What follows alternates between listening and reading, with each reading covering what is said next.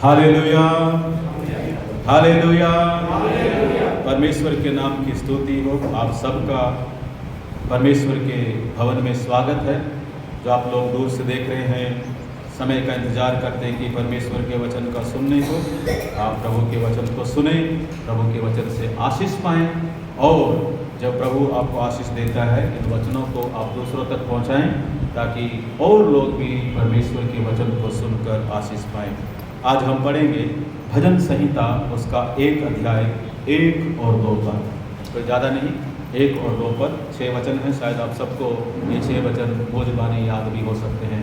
भजन संहिता उसका 1 अध्याय 1 और 2 पर। साम चैप्टर 1 वर्स 1 एंड 2। हिंदी और इंग्लिश में जल्दी से पढ़ दें इसको। हाँ हाँ हाँ।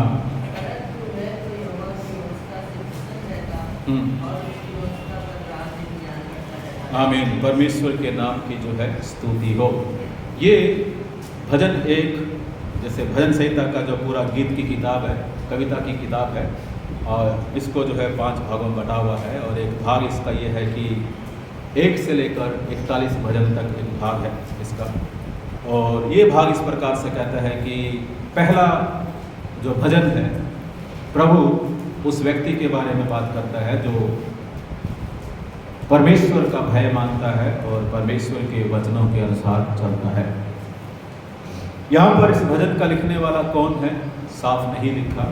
कुछ लोग बोलते हैं कि ये सीधा जो है परमेश्वर का अपना जो है पर्सपेक्टिव है, उसका व्यू है कि प्रभु इंसान के बारे में किस प्रकार से देखता है। कि एक इंसान जो प्रभु का भय मानते हैं, उसके वचनों का भय मानते हैं, और एक इंसान जो प्रभु का भय नहीं मानता, उसके वचनों का भय नहीं मानता, उसके वचनों के अनुसार नहीं चलता है। यहाँ पर परमेश्वर का वचन जब हम पढ़ते हैं, इसको बहुत अधिक जो है उसके वचनों पर, उसकी व्यवस्था पर, उसकी आज्ञा पर जोर दिया गया है। इससे हमें थोड़ा सा ये लगता है कि हो सकता है कि ये भजन दाऊद ने जो है लिखा होगा, क्योंकि मोस्टली जो है इसमें वचन के बारे में, वचन के महत्व के बारे में, वचन के सामर्थ्य के बारे में, वचन को मानने के बारे में लिखा हुआ है। और ये भजन जो है 2 लोगों के बारे में बात करता है। एक जो धर्मी जन है, राइचियस है, दूसरा जो है इविल है, दुष्ट है, जो परमेश्वर की बातों को नहीं मानता है। एक परमेश्वर के वचन को मानता है और दूसरा परमेश्वर के वचन को अपने जीवन के अंदर पहला स्थान नहीं देता है। गॉडली एंड अनगॉडली, प्रभु को मानने वाले, उसका भय मानने वाले, और वो जन जो है जो प्रभु का भय नहीं मानते। आज हम परमेश्वर के भवन में बैठे हैं। यदि हम प्रभु के वचनों को मानते हैं, प्रभु का धन्यवाद हो, हम धर्मी लोग हैं। यदि हम परमेश्वर की आज्ञाओं को मानकर उसके अनुसार चलते हैं, प्रभु का धन्यवाद हो, हम धर्मी लोग हैं। धर्मी लोगों के लिए परमेश्वर का वचन कहता है कि वो ऐसे लोग हैं जो अपना भरोसा जो है परमेश्वर पर रखते हैं। धर्मी जन ऐसे जन हैं जिनके पाप परमेश्वर ने क्षमा कर दिए हैं और उनके अपराधों को परमेश्वर ने ढक दिया है। पाप हमारे क्या हुए हैं, क्षमा हो गए हैं, और हमारे अपराध को क्या किया है, परमेश्वर ने ढक दिया है। यहाँ पर वचन कहता है कि धर्मी जन मददगार साबित होते हैं। मददगार किस लिए? वो लोगों के लिए जो गरीबी के अंदर हैं, जो दुख के अंदर हैं, जो मुसीबत में हैं, और जिनको मदद की, सहायता की जरूरत होती है। धर्मी जन क्या करता है, दौड़ कर जाकर, पहल कर कर उनकी जरूरतों को पूरा करता है। परमेश्वर का वचन कहता है कि धर्मी जन प्रभु की संगति करने के लिए अपने जीवन में पहल करता है। जहाँ पर परमेश्वर की संगति होती है, जहाँ पर लोग वचनों को पढ़ने के लिए तैयार होते हैं, जहाँ पर लोग आराधना करते हैं, वहाँ पर धर्मी जन क्या करता है, दौड़ कर जाता है और संगति करने के लिए तत्पर तैयार रहता है। इसलिए दाऊद कहता है कि जब उन्होंने कहा कि आओ हम यहोवा के भवन को चलें, दाऊद कहता है कि मैं प्रसन्न हो गया, मैं आनंदित हो गया, क्योंकि वो उसके भवन में जाने के लिए तैयार था। और दाऊद कहता है कि मैं उन दिनों को याद करता हूँ, मैं जब तेरे लोगों के साथ, तेरे भय मानने वाले लोगों के साथ, उन मंडली के साथ जो लोग प्रभु की आराधना करने के लिए, बलिदान चढ़ाने के लिए, भेंट करने के लिए झुंड के साथ वो धीरे धीरे परमेश्वर के भवन में जाते थे और धीरे धीरे वहाँ से वापस आते थे, मैं उनको याद करता हूँ कर दाऊद कहता है। यहाँ पर परमेश्वर का वचन कहता है कि ये वो लोग हैं जो परमेश्वर के द्वारा शुद्ध किए गए हैं, पवित्र किए गए हैं और परमेश्वर ने उनको सामर्थ्य दी है। यदि उनको सामर्थ्य मिलती है धर्मी जन को, उनको सामर्थ्य किसी संसार के व्यक्ति से, संसार की चीज़ों से, किसी और चीज़ से उनको सामर्थ्य नहीं मिलती, वरन भजन लिखने वाला कहता है कि उनको सामर्थ्य परमेश्वर से मिलती है, उसकी आत्मा से मिलती है और उसके वचनों से क्या करते हैं, वो दिन और रात क्या करते हैं, सामर्थ्य को प्राप्त करते हैं। धर्मी जन के बारे में और बाइबल क्या लिखती है, कहती है कि वह किसी का भय नहीं मानते। एक जन धर्मी है तो उसके जीवन के अंदर किसी भी चीज़ का भय नहीं होना चाहिए। भय मतलब ऐसी चीज़ जो लोग डराते हैं, धमकाते हैं, परेशान करते हैं।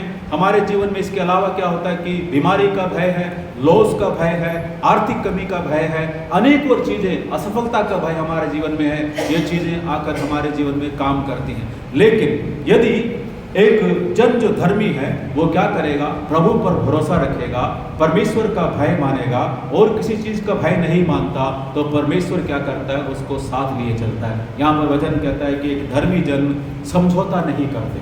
ठीक है, यदि हम धर्मी हैं, इफ़ यू आर राइचस, हम कंप्रोमाइज़ नहीं करेंगे। कंप्रोमाइज़ किस चीज़ से, चलो जी मैं इसको भी कर लेता हूँ, कोई बात नहीं, मैं प्रभु की भी आराधना कर लेता हूँ, नहीं, आराधना कर लेता हूँ। जैसे इस्राएलियों ने प्रभु से कहा, मिस्रियों से कहा कि मूसा जाकर कहने लगा कि हमारे लोगों को छोड़ दे ताकि वो 3 दिन पैदल यात्रा में जंगल में निकल जाएं, वहां जाकर परमेश्वर की आराधना करें, ताकि वो उस दास्तव के बंधन से इतने दूर चले जाएं कि उनका मन, उनके बातें, उनके विचार जो हैं फिर इस मिस्र देश के अंदर जो है ना आए। इसलिए वो चाहता है कि तुम दूर चले जाओ, दूर जाकर जो है उन चीज़ों से, बंधन से और दास्तों से और शैतान के काम से और पाप से अलग होकर क्या करो, तुम प्रभु की आराधना करो।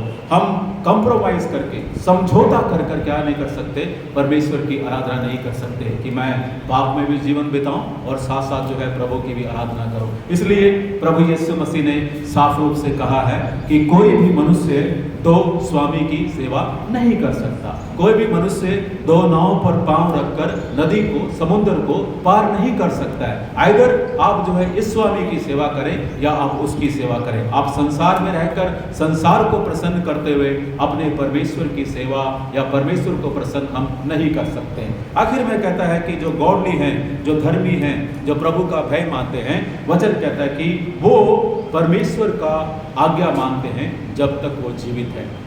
क्योंकि परमेश्वर यही चाहता है, परमेश्वर की इच्छा क्या है कि जो परमेश्वर के बच्चे हैं वो परमेश्वर के साथ रहें। नहीं, कितने माँ बाप ऐसे हैं जो नहीं चाहते कि उनके बच्चे उनके साथ रहें। नहीं, कोई माँ बाप ऐसा नहीं चाहता। हर माँ बाप चाहता है कि उसके बच्चे कितने बुरे भी हों, कितने बिगड़े हुए क्यों ना हों, वो चाहते हैं कि अंत में उनके बच्चे जो हैं उनके साथ में रहें। ऐसे ही परमेश्वर की एक दृढ़ इच्छा है कि जब हम परमेश्वर की आज्ञा को मानते हैं, उसकी आज्ञा के अनुसार हम चलते हैं, परमेश्वर की एक इच्छा जो है उसके मन में जागृत है और वो हमारे मन में डालना चाहता है, वो ये कि हम अंत में परमेश्वर के साथ रहें। वो लोग परमेश्वर के साथ रहेंगे जो धर्मी कहलाते हैं, जो आज्ञाओं को मानते हैं, जो प्रभु की संगति करते हैं, जो दूसरों का मदद करते हैं, जिनके पाप क्षमा हुए हैं, जो समझौते का जीवन नहीं जीते, जो परमेश्वर की आज्ञा को मानकर जीते हैं, वही लोग जो हैं परमेश्वर के साथ जो है जीवन को व्यतीत करेंगे। यहाँ पर भजन लिखने वाला एक और व्यक्ति की तुलना करता है, वो ये अनगॉडली। कौन है? दुष्ट व्यक्ति। ठीक है, दुष्ट व्यक्ति यहाँ पर लिखा हुआ है। परमेश्वर के वचन में लिखा कि दुष्ट व्यक्ति कौन है, हिब्रू बाइबल के अंदर लिखा हुआ है, इसका अर्थ रासा करके लिखा है, जो मॉरली क्या करते हैं, रॉन्ग है। मॉरली मतलब जो मौलिक रूप से क्या करते हैं, हर एक काम जो है गलत करते हैं। कहता है कि और एक्टिवली क्या है, वो बैड लोग हैं। एक्टिव मतलब जिनका काम जो है बुरा है, हिब्रू बाइबल कहती है कि हर एक वो पाप जो है जिससे आप निशाने से चूक जाते हो, वो आपके लिए क्या है? पाप है। प्रभु ने आदम को और हवा को एक निशाना दिया था कि इस निशाने पर आप चलते रहे। क्या था? सारे वृक्षों के फल को खा सकते हो, जो अच्छाई और बुराई के ज्ञान का वृक्ष का फल है उसको तुम जो है छूना नहीं, खाना नहीं कर परमेश्वर के वचन में कहा है। और उनको ये निशाना था कि सब कुछ खा सकते हैं, लेकिन उस वृक्ष का हमेशा उनको ध्यान रखना था कि मैं इसकी ओर नहीं फिरूंगा, इस फल को मैं नहीं खाऊंगा, क्योंकि परमेश्वर ने इसको जो है मना किया है। एक लाइन जो है परमेश्वर ने खींच रखी है कि उस लाइन को आप क्रॉस कर नहीं जाएंगे, पार कर नहीं जाएंगे। यदि आप उस लाइन को क्रॉस करते हैं, आप अपने निशाने को चूक जाते हैं, मार्ग को मिस कर जाते हैं। और मार्ग का मिस करना ही हिब्रू बाइबल के अंदर कहते हैं कि पाप करना है, परमेश्वर की संगति से दूर जाना है। यानी दूसरे शब्दों में बाइबल कहती है जो प्रभु ने कहा है उसको छोड़कर हम जो भी करते हैं वो परमेश्वर की दृष्टि में क्या है? पाप है। जो भी हम करते हैं वो परमेश्वर की दृष्टि में गुनाह है, परमेश्वर की दृष्टि में वो अपराध है। इसलिए प्रभु कहता है कि एक निशाना हमारे पास रखा हुआ है। पौलुस कहता है कि मैं उस निशाने की ओर क्या करता हूँ? दौड़ा चला जाता हूँ। ठीक है, कहता है कि वो मेरे लिए मुकुट जो है प्रभु ने रखा हुआ है, धार्मिकता का मुकुट रखा हुआ है, अनंत जीवन का मुकुट रखा हुआ है। मैं उसकी ओर दौड़ा चला जाता हूँ और वो समय आएगा जब परमेश्वर वो मुकुट देगा। कहता है कि मुझको ही नहीं वरन हर एक जन जो जय प्राप्त करेंगे, बाइबल कहती है कि हर एक जन को परमेश्वर क्या करेगा? वो मुकुट देगा। हालेलुया। इसलिए बाइबल कहती है कि जो दुष्ट क्या करता है वो अपनी बातों से दुष्ट है, वो अपने कार्यों से दुष्ट है, वो अपने विचारों से दुष्ट है और वो अधर्म का काम करता है। इसलिए बाइबल में इन दोनों की जो है तुलना की गई है। बाइबल के अंदर जो हमने 2 वचन यहाँ पर पढ़े हैं, ये 2 वचन जो हैं 5 परिस्थितियों को बताते हैं जिसके द्वारा हम यहाँ पर आशीष को पा सकते हैं, या हमारे जीवन के अंदर वो कौन सी ऐसी 5 अवस्थाएं हैं जिसके द्वारा हम यहाँ पर बाइबल कहते हैं कि आशीष को अपने जीवन के अंदर पालें। यदि हम विश्वासी हैं, विश्वास के अनुसार हम चलते हैं और हमने प्रभु को ग्रहण किया है, हमारे जीवन के अंदर ये 5 बातें हों ताकि हम सब जो हैं आशीष पाएं, हम लोग जो हैं धन्य कहलाएं। दूसरे वचन में, पहले और दूसरे वचन में लिखा है कि क्या ही धन्य वह पुरुष जो दुष्टों की युक्ति पर नहीं चलता और पापियों के मार्ग में खड़ा होता और न ठट्ठा करने वालों की मंडली में बैठता है, परंतु वह तो यहोवा की व्यवस्था से प्रसन्न रहता है और उसकी व्यवस्था पर रात दिन क्या करता है? ध्यान लगाया रहता है। पहली बात, जो पहली परिस्थिति, पहली अवस्था क्या है आशीष पाने की? दुष्टों की युक्ति पर नहीं चलना। दूसरी बात, पापियों के मार्ग में खड़ा नहीं होना। तीसरी बात, ठट्ठा करने वाले की मंडली पर जो है बैठना नहीं है। 4th थिंग कहता है कि यहोवा की व्यवस्था पर प्रसन्न रहता है। और 5वीं बात यहाँ पर कहता है कि उसकी व्यवस्था पर रात दिन क्या करता है? ध्यान करता है। रात और दिन वो क्या करता है? ध्यान करता है। पहली बात, आशीष पाने के लिए परमेश्वर का वचन कहता है कि दुष्टों की युक्ति पर नहीं चलता। युक्ति यानी योजनाएं और सलाह देना नहीं। दुष्ट लोग जो हैं युक्तियां निकालते हैं। बाइबल के अंदर लिखा हुआ है कि वो रात भर जो है अपने बिछोने पर सोए पड़े रहते हैं और वो युक्तियां निकालने की कोशिश करते हैं और दिन में क्या करते हैं? उठते हैं और उन योजनाओं को क्या करते हैं? पूरा करते हैं। रात में लोग सोचते हैं कि किस प्रकार हम बुरा करें। नहीं, युक्ति निकालना केवल दुष्ट का काम नहीं, वरन जो प्रभु को जानते हैं आज वो लोग भी क्या करते हैं? युक्तियों को निकालते हैं, प्लान्स बना लेते हैं कि ऐसा करेंगे तो हम इनको इस प्रकार से लूट सकते हैं, ऐसा करेंगे तो हम इस प्रकार से इनको नुकसान पहुंचा सकते हैं। युक्तियों को बनाना। बाइबल क्या कहती है? प्रभु का वचन कहता है कि हम धन्य हैं यदि हम दुष्टों की युक्ति पर जो है नहीं चलेंगे। आज हम विश्वासियों को क्या करना है? बैठकर जब कोई युक्ति हमारे पास पहुंचती है, एक जन आकर हमें सलाह देता है, चाहे वो परमेश्वर का जन ही क्यों ना हो, एक जन आकर हमसे बातचीत करता है, वो परमेश्वर का जानने वाला ही क्यों ना हो, बाइबल का पढ़ने वाला ही क्यों ना हो, यदि वो बाइबल के अनुसार नहीं चलता है, उसकी युक्तियों को हमें स्वीकार करने की आवश्यकता नहीं है। बाइबल के अंदर हम देखते हैं कि अनेक लोगों ने अनेक युक्तियों को निकाला है। गिनती की पुस्तक उसका 31 अध्याय का 14 पद पे पढ़ेंगे। Book of Numbers chapter 31 verse 14।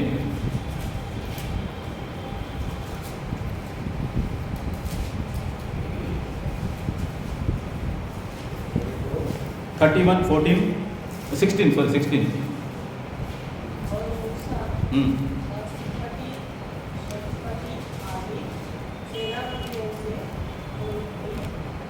गिनती, हाँ जी। देखो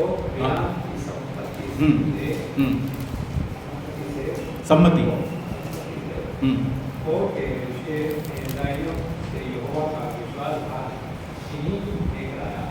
और यहोवा की मंडली में बड़ी है। ठीक है, यहाँ पर लिखा कि आप इस कहानियों को पढ़ सकते हैं, स्टोरियों को जान सकते हैं। जो लिखा हुआ है कि बिलाम ने जो है क्या किया और परमेश्वर का क्रोध जो है कैसे उनके ऊपर भड़का। एक सम्मति है। बिलाम कौन था? परमेश्वर से डायरेक्ट जो है बात करने वाला था। बालाक ने उसको बुलाया, जा और खड़ा होकर क्या कर, तो इस्राएलियों को क्या कर, श्राप दे। उनको जो है तो श्राप दे, इतना ही काफ़ी है। ये तो श्राप देगा तो वो लोग क्या होंगे, सबके सब जो है हार जाएंगे। नहीं, आज बलाम जो है, यदि हम देखेंगे कि किस प्रकार का कार्य करने वाला है। हम लोग जो उठते हैं और छोटी सी बातों को लेकर भविष्यवाणी कर देते हैं, बता देते हैं कि तुम्हारे लिए ये होगा, तुम्हारे लिए वो होने जा रहा है। लोग डर जाते हैं, लोग कांप जाते हैं। यहाँ पर परमेश्वर का वचन कहता है, एक सामर्थी जो है, एक व्यक्ति ऐसा जो प्रभु से क्या करता है, डायरेक्टली बात करता है। नहीं, डायरेक्टली बात करता है, डायरेक्टली जो है बात करता है। वो क्या करता है, उसने कहा कि ठीक है, मैं जाकर किससे बात करूंगा, यहोवा परमेश्वर से बात करूंगा, और वो जो मुझे बोलेगा वही आकर मैं तुझको जो है बताऊंगा, कर परमेश्वर का वचन कहता है। वो किस प्रकार से यहोवा के सामने गया, वचन कहता है कि एक नहीं, दो नहीं, वरन उसने 7 वेदियां बनाकर क्या किया, बलिदान किया। नहीं, एक वेदी नहीं जिससे प्रभु प्रसन्न हो जाए, वरन बाइबल लिखा कि 7 वेदियों को बनाकर उसने प्रभु से बातचीत की, उसको बलिदान किया। यानी वो प्रभु से डायरेक्ट बात कर उसकी सम्मति को चाहता था। उसकी सम्मति को पाकर वो इस्राएलियों को जो है, जैसे राजा बालाक कहता था कि सोने और चांदी के बदले वो उनको जो है श्राप दे। अंत में क्या हुआ, इसका नतीजा आप जानते हैं। इसलिए परमेश्वर का वचन कहता है कि जो सही युक्ति है, उन युक्तियों को हमें जानने की, उन युक्तियों को हमें समझने की आवश्यकता है। बाइबल के अंदर एक छोटा सा उदाहरण है, जो युक्तियां जो लोग हमें देते हैं वास्तव में हमें क्या करती है, विनाश की ओर जो है हमें लेकर चले जाती है। जैसे वचन में पढ़ते हैं, छोटा पुत्र जो है पिता के पास गया और उसने अपने दोस्तों की बात सुनकर, अपने मित्रों की बात सुनकर पिता से संपत्ति का हिस्सा ले लिया और अपने मित्रों के साथ गया। उनकी सलाह पर उसने जो है दूर देश को चला गया। वहां जाकर उसने क्या किया, संपत्ति को कुकर्म के अंदर, अधर्म के अंदर, पाप के अंदर उसने उसको व्यतीत कर दिया। जब सब कुछ खत्म हो गया, जिन मित्रों ने उसको सलाह दी थी, वो मित्र ही जो है उसको छोड़कर जो है भाग गए थे। उनमें से किसी एक ने भी जो है छोटे पुत्र की सहायता नहीं की। बाइबल क्या कहती है, सलाह हमें मिलती है। नहीं, लोग जो बोलते हैं कि हमें यदि सलाह कहीं से नहीं मिलती, दीवारों से भी क्या करना चाहिए, हमें कभी कभी सलाह ले लेनी चाहिए। वो भी हमें जो है अच्छी सलाह दे देते हैं कि करना है कि नहीं करना कर। इसलिए परमेश्वर का वचन कहता है कि दुष्टों की सलाह को हमें कभी नहीं मानना। पहला राजा उसका 12 अध्याय का 10 पद पढ़ेंगे। यदि हम आशीष पाना चाहते हैं, हमें दुष्टों की युक्ति पर जो है नहीं चलना। नहीं चलना मतलब हमें उसको नहीं मानना। पहला राजा उसका 12 अध्याय का 10 पद। जवानों ने जो उसके साथ खड़े हुए, हाँ, उसको ये उत्तर दिया, हाँ, इन लोगों ने तुझसे कहा है, तेरे पिता ने हमारा जुआ भाई बन किया, परंतु तू उसे हमारे लिए रुका कर, तू उससे यूं कहता, मेरी उंगलियां, मेरी छुरियां मेरे पिता की कमर से निकली। हाँ, ये देखो, ये जवानों की सलाह है। तेरे पिता ने हमारे ऊपर कर लगाया, टैक्स लगाया, हमारी कमर को उसने तोड़ दी है, लेकिन तू उसको ये कहना है कि हम कम कर रहे हैं। वो कैसे कम कर रहे हैं कि मेरी जो उंगली जो है, ये छोटे वाली उंगली जो है, मेरे पिता की कमर से क्या है, मोटी है। नहीं, यानी मेरे पिता ने तुम्हारे कमर को इस प्रकार से तोड़ा है, तो मैं इस छोटी उंगली से जो है तुम्हारे कमर को मैं तोड़ सकता हूँ। जवानों की सलाह बर्बादी की सलाह है। ऐसी सलाह जो हमें परमेश्वर को छोड़कर, प्रभु से छोड़कर उसे दूर ले जाती है, विनाश की ओर जो है लेकर जाती है। उसके बाद यरीबाम के साथ क्या हुआ, हम आगे जो है इस वचनों में पढ़ सकते, घर जाकर पढ़ें कि उसकी सलाह की वजह से उसके जीवन में क्या हुआ है। हमें जो है उन सलाहों के ऊपर चलना है जो परमेश्वर हमें देता है। परमेश्वर हमें सलाह देने के लिए उसने हमें आत्मा दी है, और बाइबल कहती है कि पवित्र आत्मा से बढ़कर कोई अच्छा सलाहकार नहीं है। यीशु मसीह के बारे में लिखा गया कि वो हमें एक पुत्र दिया जाएगा जो अद्भुत युक्ति करने वाला और पराक्रमी परमेश्वर होगा, और वो सलाहकार होगा, एक ऐसा सलाहकार जो हमारे लिए योजनाएं बनाता है, युक्तियां बनाता है। इसलिए जब हम अपने जीवन के अंदर चाहते हैं कि आशीष पाएं और हमारा जीवन चले अच्छी प्रकार से, और अपने जीवन को हम प्रभु में उन्नति की ओर ले जाना चाहते हैं, हम सबको परमेश्वर के वचन को पढ़कर पवित्र आत्मा के द्वारा और प्रभु यीशु मसीह के द्वारा सलाह पाने की आवश्यकता है, ताकि इन वचनों के द्वारा, जैसे लिखा गया कि जो दुष्टों की युक्ति पर नहीं चलता वो धन्य है, और परमेश्वर उसको जो है आशीष देता है। दूसरी बात, पापियों के मार्ग में क्या होता है, जो खड़ा नहीं होता है। ठीक है, ये जो है एक प्रोसेस है, 1 2 3 जिसका लिखा हुआ है, एक ये प्रोसेस है, योजना है, तरीका है, जिसके जरिए जो हम लोग जो धीरे धीरे शैतान की चाल में हम लोग जो है फंस जाते हैं। पहले वचन कहता है कि उनकी युक्ति पर चलना होता है। चलने से हमें नहीं लगता कि वो क्या फ़र्क पड़ता है, हम इस रास्ते से जा रहे हैं, उस रास्ते जा रहे हैं, क्या फ़र्क पड़ता है। बाइबल कहते हैं कि जिस रास्ते से प्रभु ने हमें जाने के लिए मना किया है, उस रास्ते से हमें जाने की आवश्यकता नहीं है। यहाँ पर आप लोगों ने देखा होगा कि जो संसार के अंदर कई बार आप जाएं, पार्कों के अंदर लोग क्या करेंगे, बैठकर ताश खेल रहे होते हैं, नहीं ताश खेल रहे होते हैं, और जिन लोगों को ताश का ABC नहीं मालूम, नंबर नहीं मालूम, कैसे खेलते ये नहीं मालूम, आप जाकर 2-4 दिन वहीं पर खड़े रहें नहीं, और उनको खेलता हुआ देखें। 2-4 दिन खड़े रहेंगे, आप ऑटोमेटिकली क्या है, फिर उनके साथ जो है झुंड में आप भी बैठ जाएंगे नहीं, फिर आपको जो है वो नंबर समझ आने लगेगा कि हाँ 1 नंबर का ये होता है, 2 नंबर करने से ये होंगे, 3 करने से ये होगा, 4 करने से ये होगा, आपको मालूम पड़ेगा किस प्रकार से जीता जाए, आप उसको समझेंगे। 1 दिन, 2 दिन, 1 हफ्ता, 1 महीना, उसके बाद क्या है, आप भी जो है ताश की गड्डी लेकर उनके साथ जो है खेलना शुरू करेंगे। ये एक तरीका है। शैतान क्या करता है, पहले आपको एकदम जाकर कुएं के अंदर नहीं धकेलता है, वो आपको पहले बुलाता है और खड़ा करता है कि देख लो सब कुछ अच्छा है। हवा ने भी यही किया, नहीं हवा ने तुरंत जो है प्रभु ने कहा कि इस फल को मत खाना, शैतान उसके पीछे दौड़ कर आया, क्या प्रभु ने तुझे छूने के लिए मना किया है या खाने के लिए मना किया है, क्या प्रभु ने ऐसा तो नहीं कहा कि इसे छूना मत, नहीं। हवा ने क्या कहा, देखने के लिए क्या है, हेलो, हाँ मन भावना है, नहीं तुरंत तोड़कर नहीं खाया उसने, देखने के लिए मन भावना है, और क्या है, लुभावना है वो, और बुद्धि देने के लिए, चाह के लिए भी अच्छा है। उसने देखा कि ये तीनों चीजें उसके अंदर हैं, देख भी सकती, अच्छा लग रहा है, खाने के लिए भी टेस्टी होगा, यदि मैं खाऊंगी तो इसके अंदर जाने से मुझे बुद्धि मिलेगी, शरीर अच्छा होगा। वो प्रभु ने तो झूठ बोलकर जो मुझे इससे वंचित रखा है, वो गई, उसने खाया और अपने जो है पति को भी उसको दिया। बाइबल क्या कहती है, हमें पापियों की मंडली में जो है खड़ा नहीं होना है। जो व्यक्ति जो है उसके रास्ते पर चलता है, पहली बार ही उसको समझने की, उसे सावधान होने की आवश्यकता है, कहीं ऐसा ना हो कि हम ना समझ बनकर उस रास्ते पर हम खड़ा होना शुरू कर दें। खड़ा होना शुरू कर देंगे, निश्चय ही हम शैतान के हाथ के अंदर, उसके सिकंजे के अंदर, उसके जाल के अंदर हम आ चुके हैं, और शैतान ने अपने जाल को हमारे ऊपर डाला है, और हमें जो है वो खींच कर उस बर्बादी की ओर लेकर जाना चाहता है जो उसने हम लोगों के लिए, दुष्ट लोगों के लिए तैयार कर कर जो है रखा हुआ है। इसलिए परमेश्वर का वचन कहता है कि उनकी संगति जो है मत करना। एक वचन पढ़ेंगे, नीति वचन, उसका 2 अध्याय, उनके मार्गों में खड़ा नहीं होना, नीति वचन उसका 4 अध्याय 14 पद पढ़ना, प्रोवर्ब्स 4:14। दुष्टों की राह में पाँव न रखना, और ना बुरे लोगों के मार्ग पर चलना। हाँ, दुष्टों की राह पर क्या नहीं रखना, बाइबल क्या कहती है, पाँव नहीं रखना। बाइबल मना करती है, स्ट्रिक्टली मना करती है कि उस रास्ते पर आप पाँव नहीं रखेंगे। यदि उस रास्ते पर पांव रखेंगे तो वो रास्ता क्या करता है, अंत में जाकर विनाश की ओर जाता है। जैसे बकरा या भेड़ जो है कटने के लिए कसाई के घर की ओर चला जाता है, वैसे ही परमेश्वर का वचन कहता है, यदि आपने उस दुष्टता के रास्ते पर पांव रखा है, उस मार्ग पर आप चलना शुरू करेंगे, तो अंत में जो है वो आप विनाश की ओर चला जाएगा, आपको ले जाकर वो जो है खत्म कर देगा। इसलिए परमेश्वर का वचन कहता है कि दुष्टों के मार्ग में जो है खड़ा नहीं होना है, उनके साथ नहीं खड़ा होना है। फिर पहला कुरिन्थियों उसके 5 अध्याय के 11 पद में क्या लिखा, पढ़ेंगे इसको। 1 Corinthians chapter 5:11, पहला कुरिन्थियों 5:11।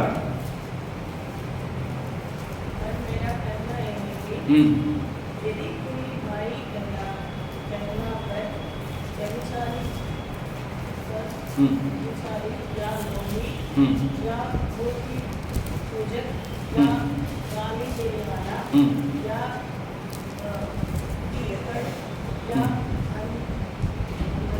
करने वाला हो तो उसकी संगति मत करना, कारण ऐसा मनुष्य के साथ खाना भी ना। हाँ, यहाँ पर वचन लिखा है, पौलुस जो लिखता है, मेरा यह कहना है यदि कोई भाई कहलाकर, भाई मतलब कोई संगति करने वाला, दोस्त कहलाकर और आपके साथ जो है इस प्रकार से आपको खड़ा करने के लिए, उसमें चलने के लिए मजबूर करता है। पौलुस यहाँ पर कहता है यदि मेरा यह कहना है यदि कोई भाई कहलाकर भयविचार, लोभी या मूर्ति पूजक या गाली देने वाला या पियक्कड़ या अंधेर करने वाला हो तो उसकी संगति मत करना, वरन ऐसे मनुष्य के साथ क्या ना करना, खाना भी ना खाना कर बाइबल कहती है। नहीं, कई बार हम सोचते हैं कि ओ क्या फ़र्क पड़ता है, खाना खाने से क्या फ़र्क पड़ता है, नहीं उसके साथ चलने से जो है क्या फ़र्क पड़ता है। नहीं, हमारे पास एक भाई ऐसे थे जो कह रहे थे कि नहीं पास्टर, मैं उनके साथ बैठा हुआ था, मैं शराब नहीं पी रहा था, मैं बैठा हुआ था, वो लोग शराब पी रहे थे लेकिन मैं उनके साथ जो है बैठा हुआ था, मैं नहीं पीता हूँ, मैंने हाथ नहीं लगाया। नहीं, बाइबल कहती है यदि आप प्रभु को जानते हैं उनके साथ चलना भी नहीं चाहिए, उनके रास्ते पर खड़ा भी नहीं होना चाहिए और उनके साथ बैठना भी नहीं चाहिए, उनके साथ संगति भी नहीं करना चाहिए, इवन उनके साथ खाना भी जो है नहीं खाना चाहिए। ये जो है बाइबल कहते हैं कि हमें उनसे अलग होकर जो है जीवन को जीना। यदि आशीष पाना चाहते हैं, पहली बात उनके मार्गों में, उनकी युक्तियों पर ना चलें। दूसरी बात, उनके मार्गों पर हम खड़ा ना हैं। तीसरी बात बाइबल कहती है कि उनके साथ नहीं बैठना, जो ठट्ठा करने वालों की मंडली में नहीं बैठता। बैठना जो है, जो बाइबल कहती है ओरिजिनल में कहता है कि इट्स अ फेलोशिप को दर्शाती है, संगति को दर्शाती है। बैठने का मतलब है आप सब कुछ मान चुके हैं, आपने खड़े होकर उसको देख लिया है, उनकी युक्तियों को जान लिया है। आप बैठने का मतलब है आपने समझौता कर लिया है, आपको वो अच्छा लगा है, अब आप जो है उनके साथ जीवन को व्यतीत करने लगे हैं, इसलिए आप जाकर उनके बीच में बैठ गए। नहीं, इनके बीच में बैठ गए। क्या होता है बैठने से? कुछ नहीं होता है। नहीं, बैठने से कुछ नहीं होता है, वरन क्या होता है कि उनका प्रभाव जो है हमारे जीवन में काम करना शुरू करता है। हम उनकी तरह क्या करते हैं, व्यवहार करना जो है शुरू करते हैं, हम उनकी तरह जो है बातें करना जो है शुरू करते हैं। आपने देखा होगा कभी कभी जो है लोग रील्स बनाकर डालते हैं, छोटे छोटे, एक क्या कहते हैं, मेरे ख्याल से बिल्ली का बच्चा था या चिकन का बच्चा था, वो एक आदमी ने उसको पाला था, पालने के बाद वो उसको ही अपनी मम्मी समझता था, उसके पीछे पीछे जहाँ जाए उसके जाता था और उसके साथ ही बैठता था, उसके साथ ही सोता था, उसके साथ ही खाना खाता, क्योंकि वो उसके साथ ही चलने लगा, संगति करने लगा। परमेश्वर का वचन यही कहता है कि उनके साथ नहीं बैठना है। बैठेंगे मतलब हमने हार मान लिया है और हम शैतान के बंधन के अंदर आ गए हैं। बाइबल क्या कहती है, नीति वचन उसका 2 अध्याय का 15 पद पढ़ लेंगे।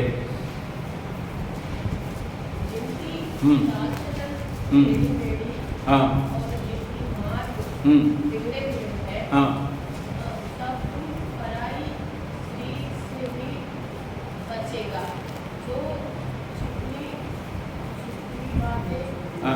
नीति वचन 2 का 15। हाँ, हाँ, आगे पढ़ो। हाँ, हाँ, ठीक है। चाल चलन जिनके टेढ़े मेढ़े हैं और बिगड़े हुए हैं, हम उनसे दूर रहें। यदि इस पुस्तक को थोड़ा और आगे पढ़ेंगे तो वो लिखा है कि वो विनाश की ओर जो है लिए चले जाता है। उनका घर जो है ऐसे स्थान पर बना हुआ है जो मृत्यु की क्या है, ढलान पर बना हुआ लिखा है। ठीक है, मृत्यु की ढलान पर वो कभी भी जो है खिसक कर, कभी भी जो है ढह कर वो घर टूट सकता है। मृत्यु की ढलान यानी वहाँ से गिरेंगे वो सीधे जो है अनंत काल के विनाश की ओर, मृत्यु की ओर जो चले जाएंगे। इसलिए बाइबल कहती है कि यदि हम आशीष पाना चाहते हैं, धन्य होना चाहते हैं, दुष्टों की युक्ति पर नहीं चलना, दूसरा पापियों के मार्ग में खड़ा नहीं होना, और तीसरा जो है हमें क्या करना है, ठट्ठा करने वालों की मंडली पर कभी नहीं बैठना। यदि बैठेंगे प्रिय परमेश्वर के जन, हम हार जाएंगे और शैतान का कार्य जो है उन लोगों के ऊपर जो हार मान के हैं बड़े ही जल्दी होगा और शैतान उन्हें प्रभु की संगति से बहुत जल्दी जो है लेकर चला जाएगा, हमारे आशीष को छीन लेगा, हमारी आशीषें जो हैं चली जाएंगी, हमारा अनंत जीवन जो है चला जाएगा यदि हम दुष्टों के साथ जो है संगति करेंगे, मेल मिलाप करेंगे। दूसरा कुरिन्थियों उसका 6 अध्याय का 14 पद पढ़ेंगे।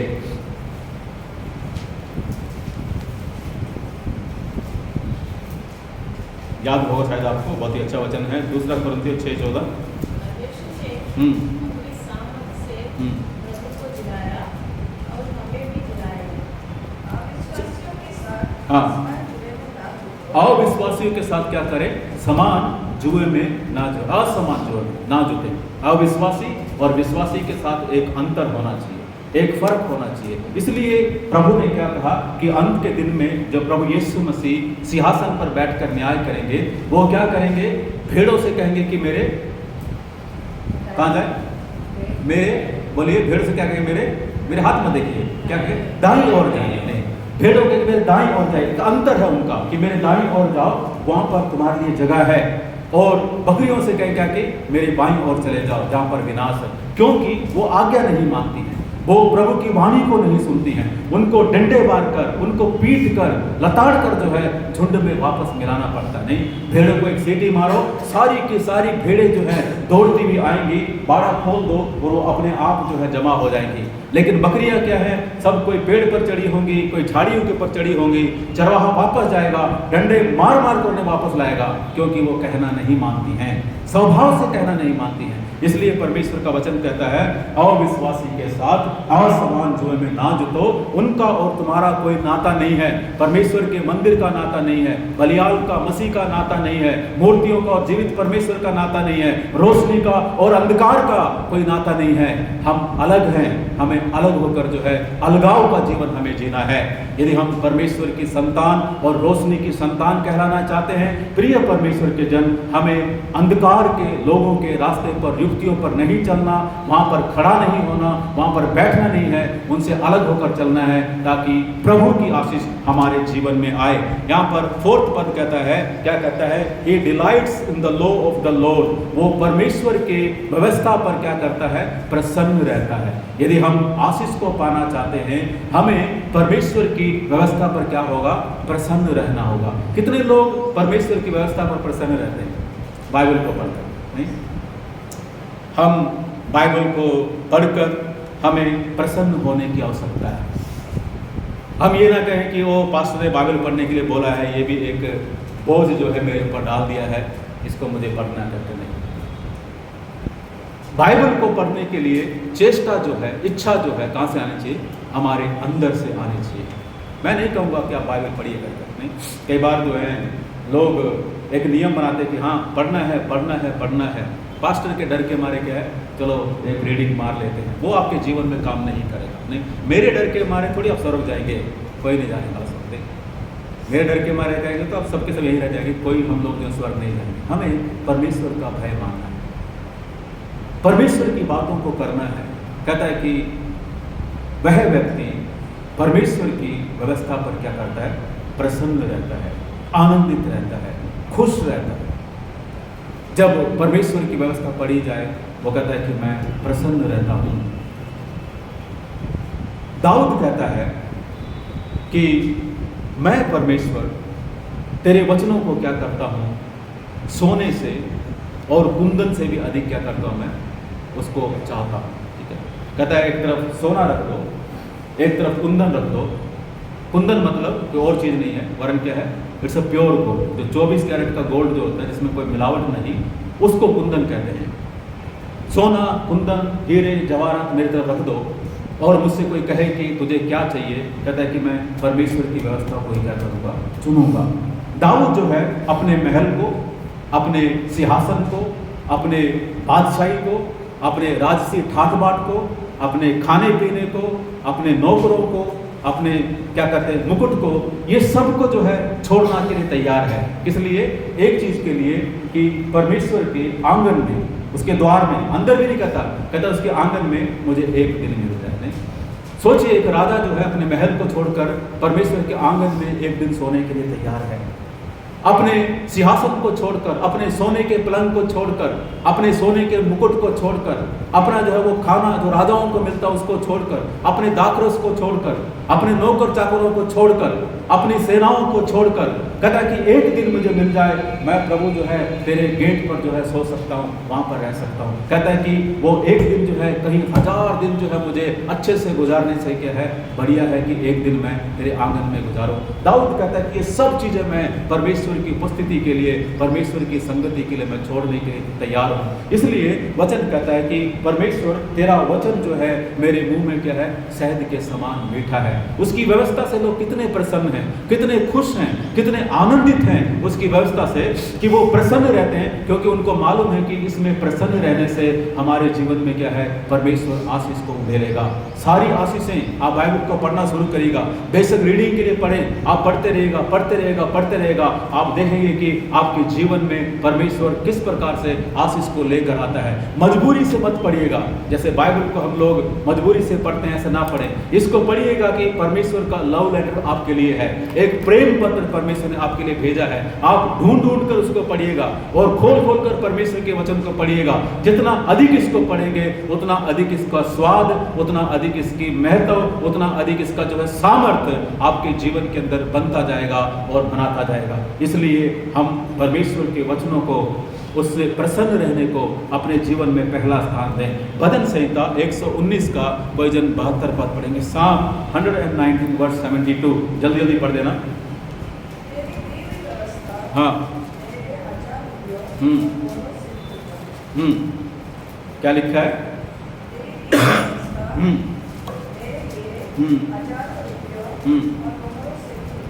हजारों रुपये और क्या है, मोहरों से भी क्या है, उत्तम है। नहीं, कहता है कि तेरी व्यवस्था। जल्दी जल्दी एक जन और पढ़ देंगे इसी का 97, एक जन 140 पढ़ देंगे, एक जन 163 पढ़ देंगे, एक जन 164 पढ़ देंगे। हाँ,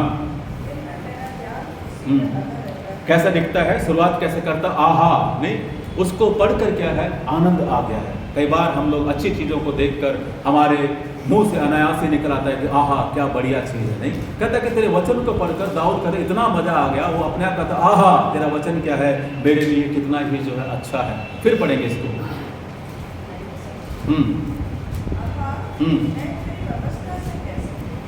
आहा मैं तेरी व्यवस्था से कैसे प्रीति रखता हूँ।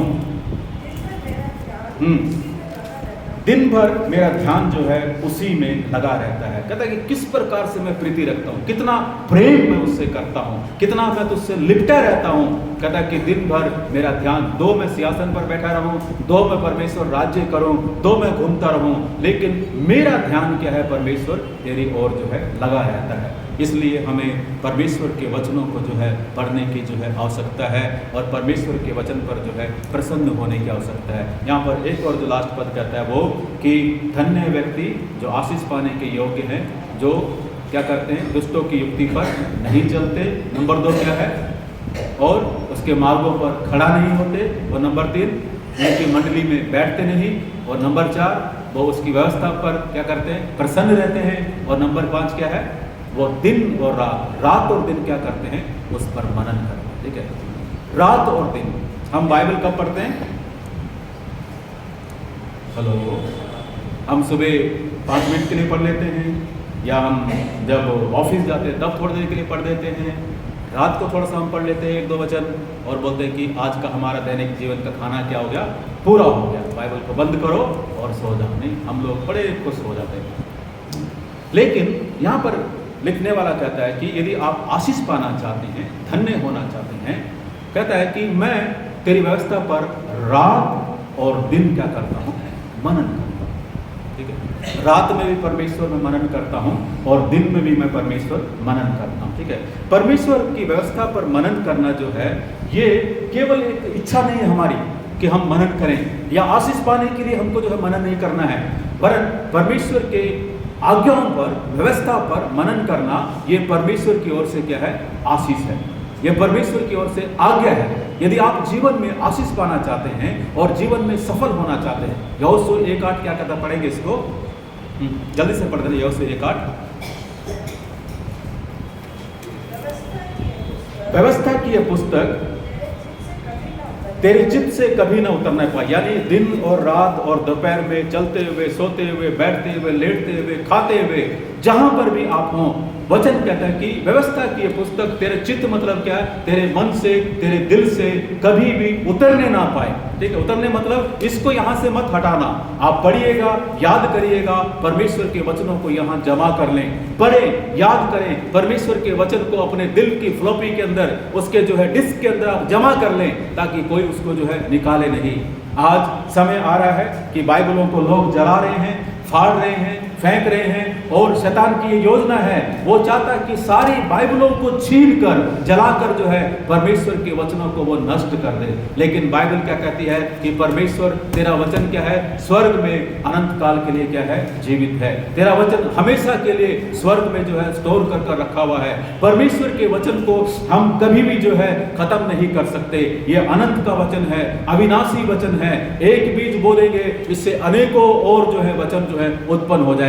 इसलिए दाऊद कहता है कि मैंने तेरे वचनों को कहां रख छोड़ा है, अपने हृदय की पट्टिका में जो है लिख छोड़ा है। हम पढ़ेंगे, हम याद करेंगे, हम यहां लिख कर रख दें इसको, हमारा गर्दन कटने के बाद ही जो है ये वचन हमारे साथ चला जाएगा नहीं, तभी तक हम इसको थामे रहें, पढ़ते रहें, याद करते रहें, ताकि हमारे जीवन में आशीष आए। भजन संहिता में क्या लिखता है कि व्यवस्था की पुस्तक, यहोशू कहता है कि तेरे चित्त से कभी ना उतरने पाए। दिन और रात क्या करना, इस पर ध्यान दिए रहना। और आगे, इसलिए जो कुछ उसमें लिखा है, हाँ, केवल ध्यान देना नहीं है, वरन जो कुछ उसमें लिखा है उसके अनुसार करने से तो चौकसी करे, सावधानी बरते, क्योंकि ऐसा ही करने से तेरे सब काम सफल होंगे और तू प्रभावशाली होगा। नहीं, सिंपल थिंग यहां पर लिखा हुआ है। एक, व्यवस्था की पुस्तक हमारे चित्त से ना उतरने पाए। दूसरा जो है, हम रात और दिन इस पर ध्यान दे रहे हैं, और हम क्या करें, जो कुछ उसमें लिखा है उसको करने में हम सावधानी बरतें, चौकसी करें।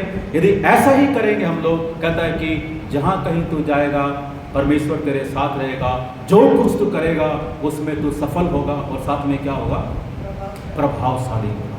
सफलता ही नहीं, वरन कहता है कि परमेश्वर प्रभावशाली बनाएगा। आपकी सफलता, आपका जो है उन्नति, आपके जीवन में परमेश्वर का काम दिखाई देगा। नहीं, प्रभावशाली होने का अर्थ है कि आपका प्रभाव जो है दूसरों को दिखाई दे। सुलेमान ने परमेश्वर की आज्ञाओं को मानने के लिए पहल किया। उसके पिता ने कहा, हे मेरे पुत्र, सब कुछ तो करना ठीक है, लेकिन उसकी व्यवस्था को तो क्या है, नहीं छोड़ना। उसने उसकी व्यवस्था को माना है, इसलिए वो प्रभावशाली जो है हो गया है, इसलिए वो प्रभावशाली हुआ है। उसका प्रभाव जो है एक जगह नहीं, वरन उस समय की दुनिया के अंदर तमाम राजाओं को जो है दिखाई देने लगा। राजा लोग जो है सोना और चांदी लेकर उसके पास आ रहे थे गिफ्ट देकर, कि उसके महल को देखें, उसके कार्यों को देखें, उसके जीवन में परमेश्वर की आशीष को देखें। नहीं, कौन हम ऐसे हैं कि अपना जेब से पैसा खर्च कर कर किसी के जो है आशीष को देखें हम जाकर। उसका प्रभाव इतना फैल गया था, वचन कहता है कि उसके समय में बिल्कुल लूटपाट और युद्ध नहीं था, शांति ही शांति थी। उसने जो है प्रभु से इतनी आशीषों को प्राप्त किया क्योंकि वो परमेश्वर के वचनों के अनुसार जो है चल रहा था।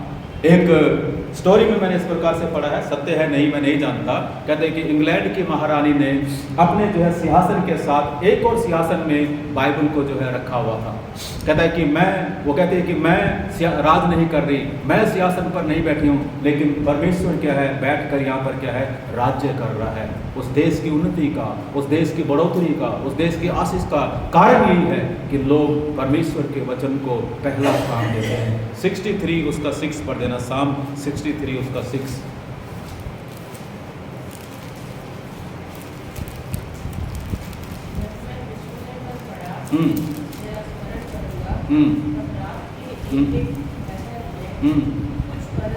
हाँ, क्या कहता है यहाँ पर लिखने वाला, क्या कहता है, तेरे बिछोने पर, दाऊद कहता है, जब मैं अपने बिछोने पर, बिस्तर पर पड़ा, हमें जो है बुरी कल्पना नहीं करनी, वरन कहता है कि मैं तेरा स्मरण करूँगा।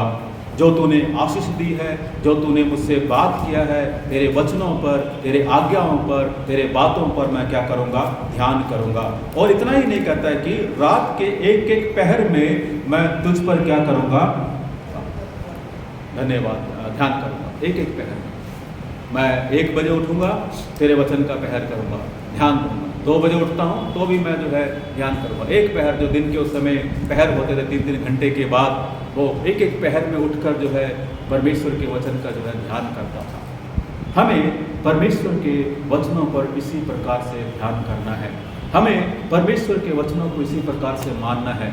परमेश्वर के वचन को अपने जीवन में पहला स्थान देना है।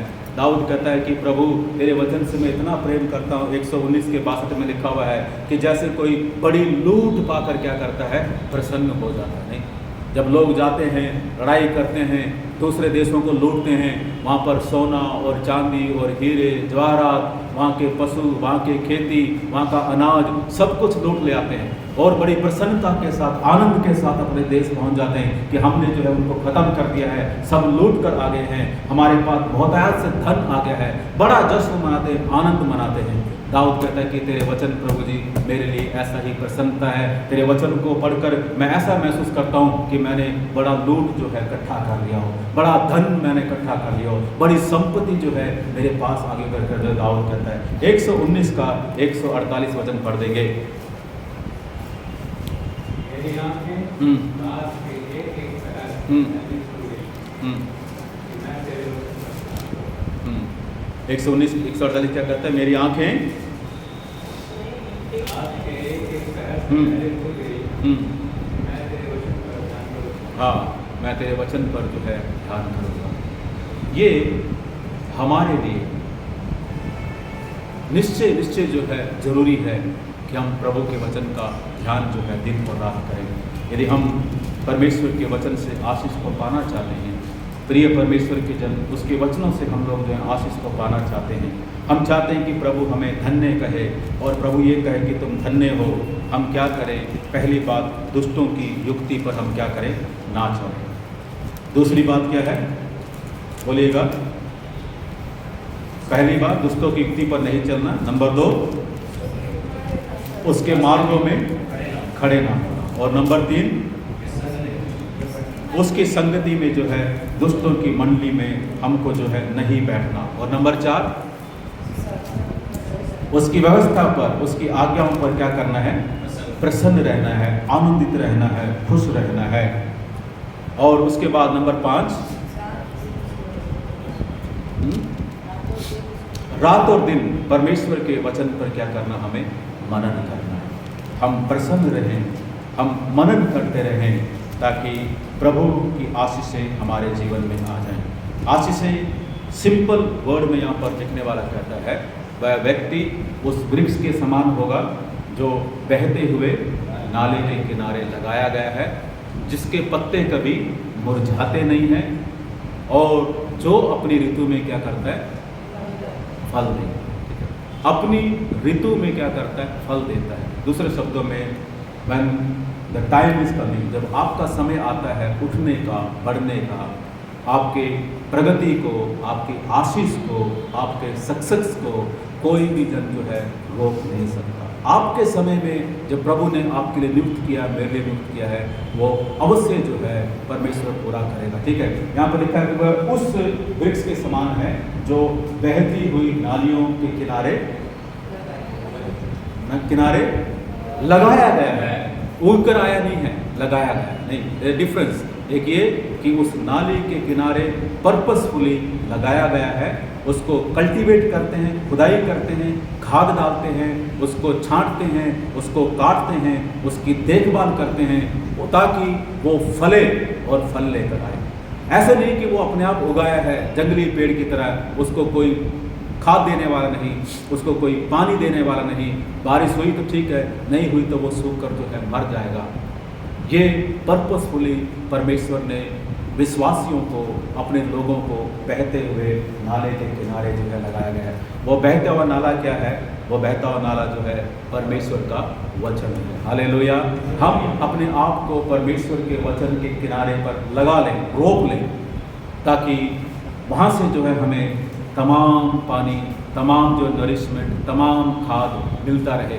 हमारे पत्ते कभी ना मुरझाएं। मुसीबतें चारों ओर आ जाएं, पतझड़ चारों ओर आ जाएं, सबके पत्ते गिर जाएं, लेकिन जो प्रभु में लगे हैं उनके पत्ते जो है कभी नहीं गिरेंगे, वो कभी नहीं मुरझाएंगे, क्योंकि ये मैं नहीं, ये परमेश्वर का वचन जो है वायदा करता है। और अपने समय में, अपने ऋतु में, जब आपके फलने का समय होगा, आप निश्चय जो है फल लेकर आएंगे। प्रभु ने मेरे लिए, आपके लिए, हम सब के लिए, तो जितने लोग सुन रहे देख रहे हैं, इन सब के लिए प्रभु ने सफलता का समय जो है नियुक्त कर रखा है। नहीं, प्रभु ने रखा कि आज हम यहाँ पर हैं, कुछ समय बाद परमेश्वर हमें और ऊंचाई पर लेकर जाएगा। कुछ समय के बाद परमेश्वर हमें एक और सीढ़ी पर जो है चढ़ाएगा।